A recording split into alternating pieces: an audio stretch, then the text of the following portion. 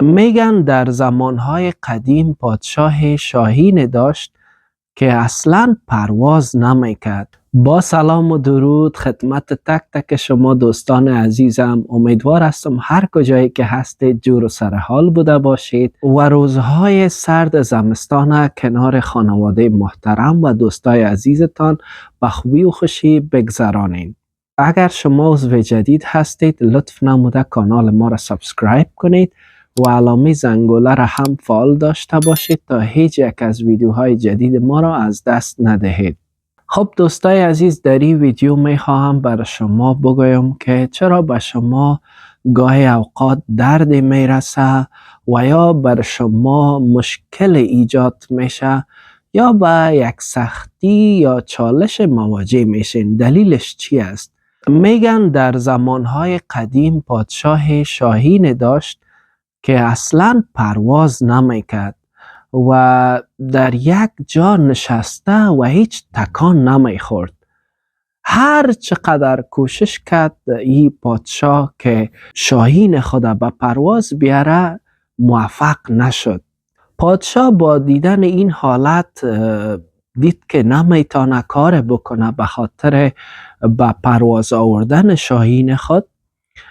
تصمیم میگیره و دستور میده به اهالی منطقه، میگه که هر کسی که بتانه شاهین مرا به پرواز بیاره ما یک پاداش بسیار بزرگ را در نظر گرفتیم.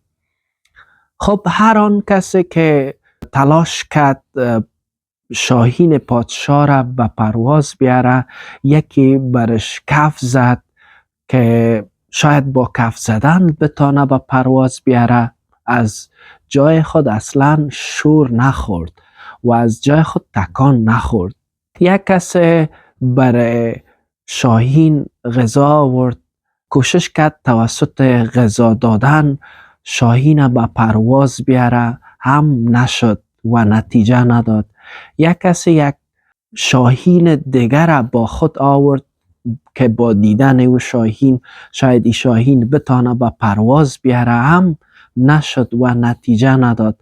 بالاخره یک پیرمرد از امون منطقه آمد پیش پادشاه و گفت که من میتونم که شاهین تو را به پرواز بیارم.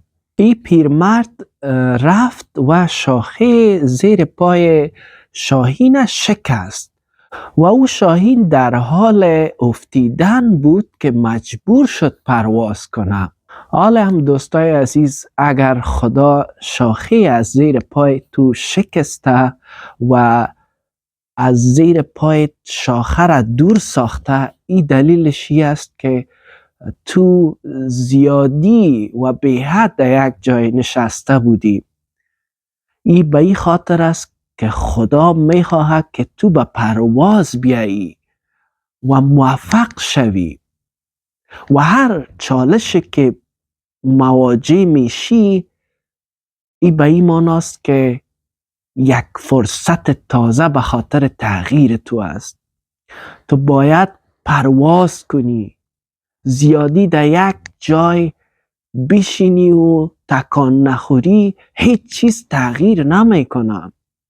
اگر درد میایه، مصیبت میایه، مشکل میایه، صرف به خاطر رشد خودت است و میتونی که از هر درد و چالش و بدبختی بر خود به عنوان یک فرصت استفاده کنی، به عنوان فرصت رشد، به عنوان فرصت پرواز. به این معنا که تو توانایی های بیش از حد داری، باید پرواز کنی و توانایی پرواز داری.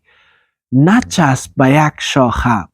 زمانی که به یک مشکل مواجه شدی خود قرار به مو شاخه بگیری و اصلا تکان نخوری، مثل داستان ای شاهین واره، اصلا چیز تغییر نمیکنه. تغییر زمان صورت میگیره که شاخه زیر پای تو شکسته شوه و تو از خطر افتیدن به پرواز بیایی و اینی میتونه که تو را به موفقیت برسانه. و دقیقا خدا از ما میخواهد که ما رشد کنیم و ما به موفقیت برسیم. و حالی هم اگر به شما کدام مصیبت یا درد یا مشکل آمده، این نشانه ای است که شما باید از اینمی درد، این از می مشکل به عنوان سوخت استفاده کنین و باید در مسیر رشد و موفقیت حرکت کنین.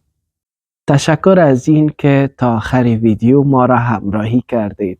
اگر این ویدیو مورد پسند شما قرار گرفت، لطف نموده لایک کنید و اگر نظر و پیشنهاد داشتید می توانید در جای کامنت با ما به اشتراک بگذارید و برای حمایت از ما لطف نموده کانال ما را سابسکرایب کنید و علامه زنگوله را هم فعال داشته باشید تا هیچ یک از ویدیوهای جدید ما را از دست ندهید.